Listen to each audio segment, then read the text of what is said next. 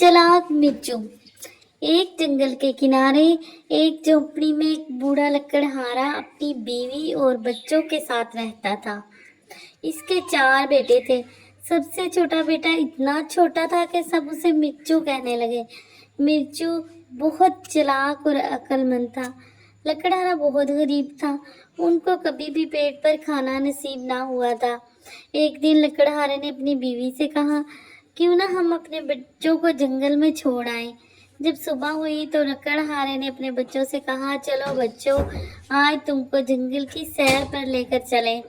बच्चे खुशी खुशी साथ जाने के लिए तैयार हो गए। मिर्चू ने कुछ सफ़ेद पत्थरों से अपनी जेबें भर ली और सारे रास्ते एक एक पत्थर डालता रहा। जब जंगल आ गया तो लकड़हारे ने अपने बच्चों से कहा, तुम सब इधर खेलो, हम लकड़ियाँ काट लें। जब शाम हो गई तो लकड़हारा और उसकी बीवी आस्ता आस्ता बच्चों से दूर हो गए और घर वापस आने लगे। जब वो घर के करीब पहुंचे तो उनको अशरफियों से भरी एक थैली मिली। थैली पाके वो बहुत खुश हुए, मगर फिर अपने बच्चों को सोचकर रोने लगे कि अब तक तो उनको भेड़िया खा गया होगा।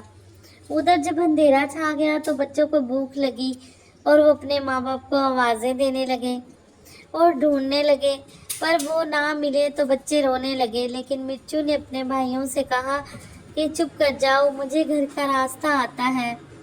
रात को जब अम्मी अब्बू हमें जंगल में छोड़ने की बात कर रहे थे तो मैंने उनकी बातें सुन ली थी और बहुत से सफ़ेद पत्थर जेब में डाल लिए थे। अब इन्हीं पत्थरों की मदद से हम घर वापस जाएंगे।